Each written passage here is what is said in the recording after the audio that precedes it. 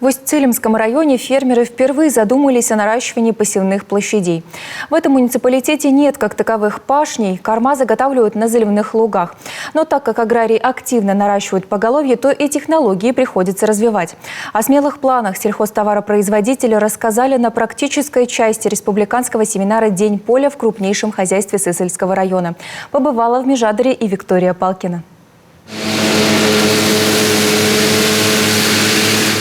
Кормозаготовительный отряд в действии. Один косит, второй собирает, третий увозит. Так сегодня на деле выглядят те самые современные технологии. Правда, позволить себе это могут только предприятия с обновленным техническим парком. Но на лидеров производства равняются и другие. Василий Захаров из Усть-Цилимского села Хабариха в этом году запустил новую ферму. Увеличение поголовья заставляет его начать уже совсем по-другому работать с землей. На данный момент покупаю новый трактор именно для кормозаготовки, для внедрения вот этого же трактора для почвообработки.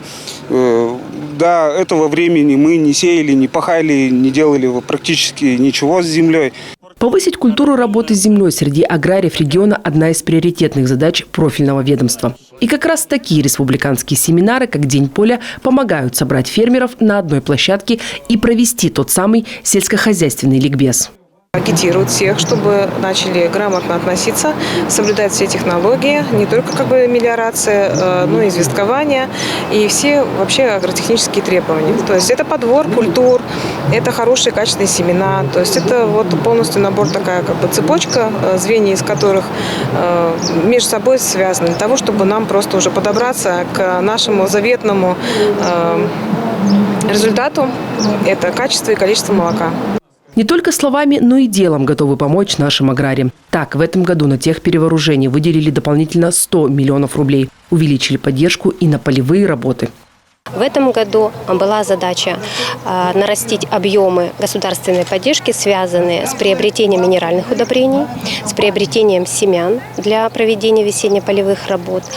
Эта задача, которую глава поставил перед нами, выполнена. В том числе дополнительные средства были выделены в рамках антикризисных мер.